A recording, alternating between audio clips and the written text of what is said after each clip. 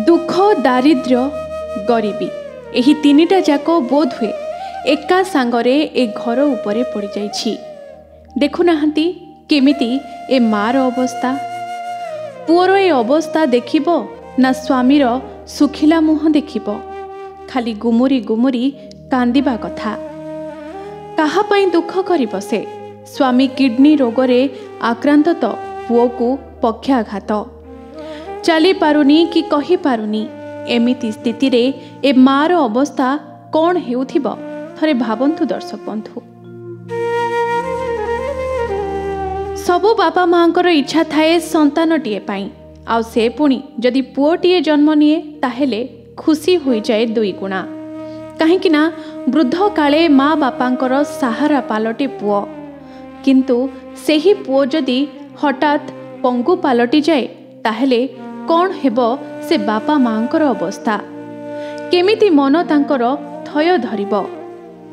भगवान काहींकी एमिति कल जीवन देल जदि पुणी एमिति काहींकी।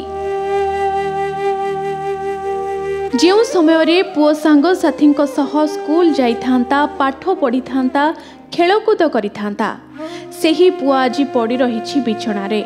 दुनिया कौन जानिबा आगरू रोग साजिछि बाधक। एणे पाखरे टंका नथिबारु पुओ को भल करि पारुनी माँ।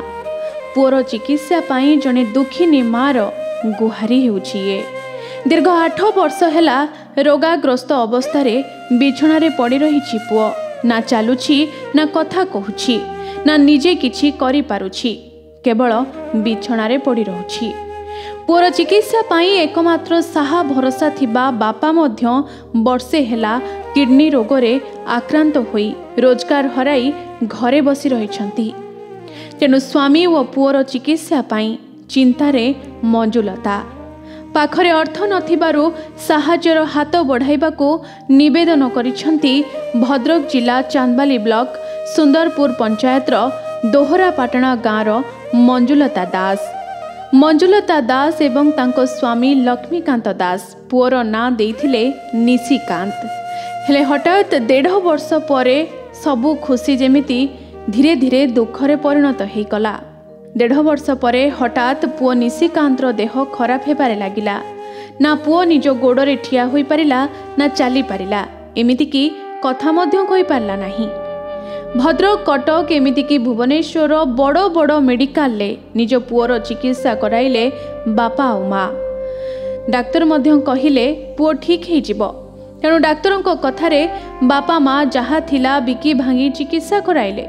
हेले दीर्घ 9 वर्ष हेला पुओर अवस्था जहा कुसैया। एबे पाखरे टंकाटिए भी नाही। गाँ लोक भी अनेक साहाय्य कलेनी। हेले एबे खाली सरकारी और बेसरकारी साहाय्य को अनाइछंती परिवार। तेणु निजर पुओर चिकित्सा पाई माँ करिछंती आकुल निवेदन।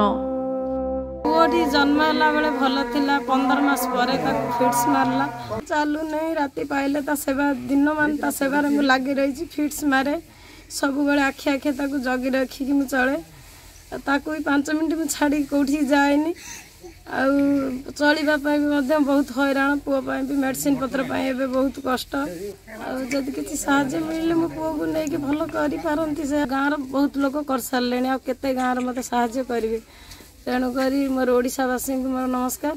ओडिशावासी यदि 5 टंका लेखा साहाय्य करंती तेणु करी मो स्वामी भल हो जिवे बोली मो बड़ आशा करूछि। तो अवस्था दिन दिन तारा होला भितर मु तारी चिंता पड़ी कि मोर रूप पड़ी बाहर कर जेमिति सेतळे खटिकी ताको उद्धार करिम बोली कि चेष्टा करिथिली।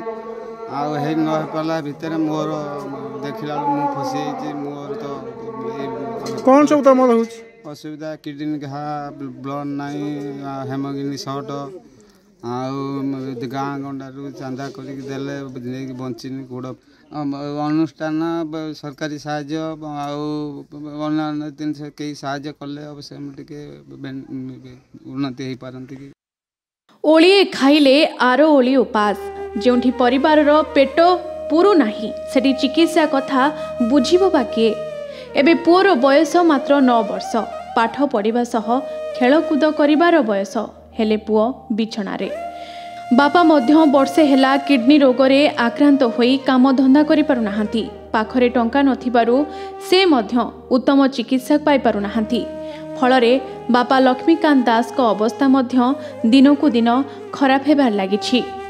घरे आउ केही रोजगारक्षम व्यक्ति नथिबारु दुख कष्टरे जीवन बिताउछंती सारा परिवार। पाखरे टंका नथिबारु घर चलिबा मध्य कष्टकर।